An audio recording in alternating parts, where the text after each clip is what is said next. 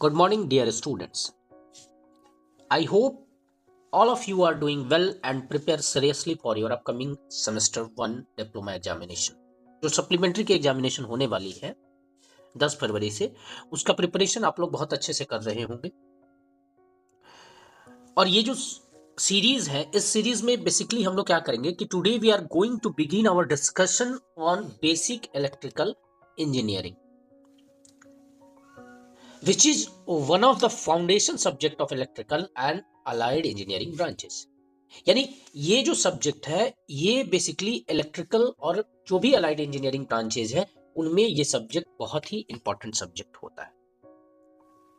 यानी this subject is not only important for passing the examination but it is also extremely important for understanding real life electrical system. यानी हम लोग ये जो subject है ये सिर्फ और सिर्फ एग्जाम पास करने के लिए ये सब्जेक्ट इंपॉर्टेंट नहीं है। ये सब्जेक्ट हमारे डेली लाइफ में what ever your branches daily life में यूज होता है subject. Now let us explain this with a very simple example. हम लोग क्या करते हैं कि बहुत ही सिंपल एग्जामिनेशन से इसको एक्सप्लेन करने का प्रयास करते हैं ताकि सब्जेक्ट भी समझ में आए और आंसर को भी प्रॉपरली आप लिख पाओ। Let me explain this with a very simple example. इस सब्जेक्ट को बहुत ही सिंपल एग्जाम्पल से हम लोग समझने का प्रयास करें। जैसे कि आप लोग हर कोई नोटिस किया होगा कि when you switch on a bulb in your home, have you ever thought, जैसे आप बल्ब को स्विच करते हो, बल्ब को ऑन करते हो, तो कभी ये सोचा है कि why does bulb glow, bulb क्यों रोशनी देता है, क्यों जलता है? कभी सोचा है? What makes current flow, current कैसे फ्लो करता है, कौन करंट को फ्लो करवाता है? Why does fan consumes more power than, कभी इन सब बातों को सोचा है? जैसे कि बल्ब कैसे जलता है, ब्राइट कैसे रोशनी कैसे देता है, करंट फ्लो कैसे करता है, यानी कैसे करंट का फ्लो होता है, चार्ज कैसे फ्लो करता है, इन सब चीजों के बारे में कभी सोचा है? या कभी ये देखा है कि जो भी फैन आप लोग यूज करते हो उससे ज्यादा इलेक्ट्रिसिटी कंज्यूम होता है compare to bulb? All these questions are answered in basic electrical engineering. ये इतना इंपॉर्टेंट सब्जेक्ट है। अब बात करते हैं कि अब एक और एग्जांपल के तौर पे इस सब्जेक्ट को हम समझने का प्रयास करते हैं। वो एग्जांपल क्या है कि जैसे आप लोग बिल पे करते होगे, when you pay your electricity bill, it is calculated in unit of energy, यानी किलो वाट आवर में उसके वैल्यू को कैलकुलेट किया जाता है। किलो वाट आवर में क्या किया जाता है? कैलकुलेट किया जाता है। अब किलो वाट आवर जो हुआ, यानी किलो वाट आवर में अगर कैलकुलेट किया जा रहा है तो किलो वाट आवर को समझने के लिए हम लोग को क्या समझना पड़ेगा? हम लोग क्या समझना पड़ेगा? When you pay your electricity bill, it is calculated in unit of energy, यानी understanding work, power and energy helps you know why the bill increases when more appliances are used. यानी अगर हम इस क्वेश्चन का answer समझते हैं कि define work, power, energy और ये इसके रिलेशनशिप को समझते हैं तो हम ये जान सकते हैं कि ज्यादा डिवाइस को अगर यूज करते हैं तो क्यों पावर, बिजली, इलेक्ट्रिसिटी बिल ज्यादा आता है। यानी इन बातों को समझ सकते हैं। नाउ अब हम क्या करते हैं कि सिमिलरली, अब जैसे कि एक मोबाइल को आप लोग चार्ज लगाते होगे, कभी मोबाइल चार्ज लगाते होगे, तो मोबाइल जब चार्ज लगाते होगे तो देखते हो कि मोबाइल हॉट हो चुका है, गेट हॉट्स, यानी वो गर्म हो जाता है। कभी ट्रांसफार्मर के आसपास से गुजरे होगे तो ट्रांसफार्मर में क्या देखते होगे? हमिंग साउंड आता है, करके साउंड देता है, एक साउंड जैसा फील करते हो, ये सब नॉइज आता है ना। यानी this are practical electrical phenomena and the theory behind is explained in this subject, और इसके थ्योरी को इस सब्जेक्ट में कंप्लीटली एक्सप्लेन किया गया। सो This subject is not just about formula or exam. It is about understanding electricity in day-to-day life. ये subject सिर्फ formula और एग्जाम से रिलेटेड ही नहीं है, बल्कि जो भी एवरीडे लाइफ है उसमें ये सब्जेक्ट को हम लोग देखते हैं और समझने का प्रयास करते हैं। अब हम आगे बढ़ते हैं। यानी the purpose of today's session is to guide you clearly about the important and compulsory question. मेरा इस सेशन का, आज के इस सेशन का उद्देश्य यही है कि जो भी इंपॉर्टेंट क्वेश्चंस हैं और जो भी एकदम कंपल्सरी क्वेश्चन है उसको आपको पढ़ के ही जाना है इस सब्जेक्ट में, और आप इतना श्योर रहिए कि यही सब क्वेश्चन आपको एग्जाम में देखने को मिले। एकदम 100% श्योर रहिए कि इस क्वेश्चन के अलावा कोई और क्वेश्चन आपको एग्जाम में नहीं पूछे जाए। यानी द एग्जाम पैटर्न, यानी बेसिक चीज है कि हम दो तीन चीजों के बारे में, पहला जो भी मोस्ट इंपॉर्टेंट क्वेश्चंस हैं इस सब्जेक्ट से रिलेटेड वो डिस्कस करेंगे।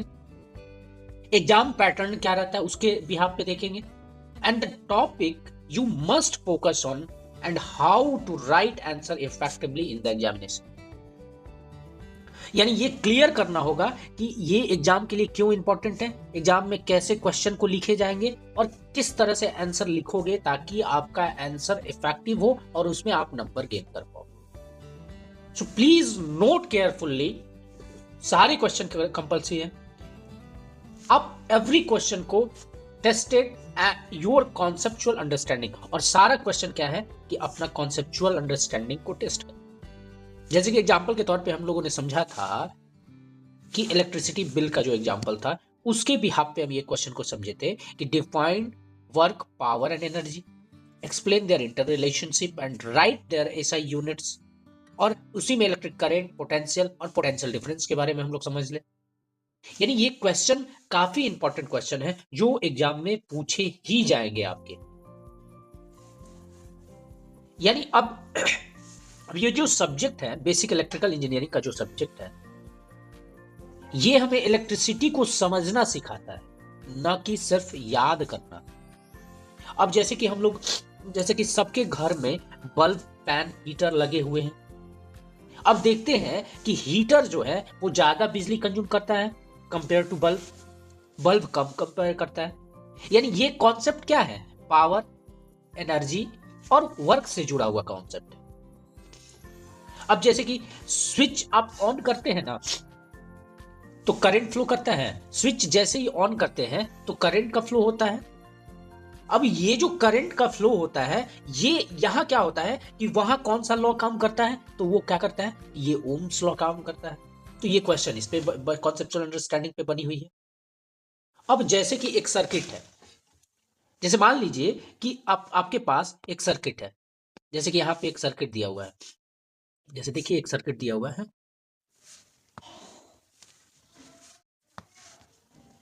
जैसे ये सर्किट है इस तरह से रहता है, यहाँ पे एक लगा हुआ है रजिस्टर और यहाँ पे एक वोल्टेज सोर्स है, ये सर्किट है।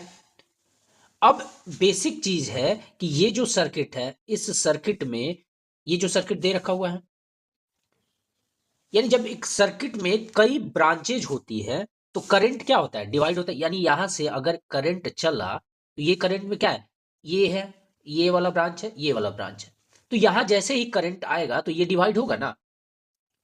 तो ये कौन सा प्रिंसिपल सिखाता है, तो ये चीज को जानना है, तो ये आपको कौन सा प्रिंसिपल सिखाता है, तो ये state and explain Kirchhoff's current law end voltage law. तो ये सारा का सारा चीज हर कॉन्सेप्ट से जुड़ा हुआ चीज है जिसको सीखना एनी हाउ इंपॉर्टेंट है। अब जैसे कि एक क्वेश्चन अब देखते हैं कि जैसे आपके पास क्या है कि कोई भी ट्रांसफॉर्मर होता है या मोटर होता है, सब कुछ देखा होगा ट्रांसफॉर्मर और मोटर में क्या होता है कि मैग्नेटिक फील्ड बनती है। अब जब मैग्नेटिक फील्ड बनेगा तो वहां कौन सा कॉन्सेप्ट आएगा ये देखना है, तो वहां मैग्नेटिक सर्किट, फ्लक्स, एमएमएफ के बारे में डिस्कशन होगा। यानी मैग्नेटिक फ्लक्स डेंसिटी क्या होता है, मोटिव फोर्स क्या होता है, रिलक्टेंस क्या होता है, परमिएबिलिटी क्या होता है, इन सब चीजों के बारे में डिस्कशन होगा।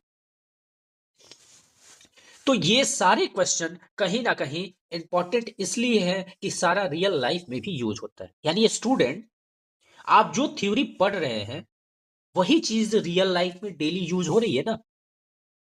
तो यहां से हम लोग देख सकते हैं कि कैसे इस सब्जेक्ट को अब अब क्या है कि ये जो पेपर है, इस पेपर में हम लोग क्या देख रहे हैं कि पहली बात कि अगर आंसर राइट करना है तो पहला चीज कि डिफिनेशन क्लियर होनी चाहिए, यानी जो भी डिफिनेशन है इस सब्जेक्ट से रिलेटेड वो क्लियर होनी चाहिए। डायग्राम नेट एंड क्लीन होना चाहिए। कोई भी अगर न्यूमेरिकल बना रहे हैं तो उसमें स्टेप बाय स्टेप होना चाहिए।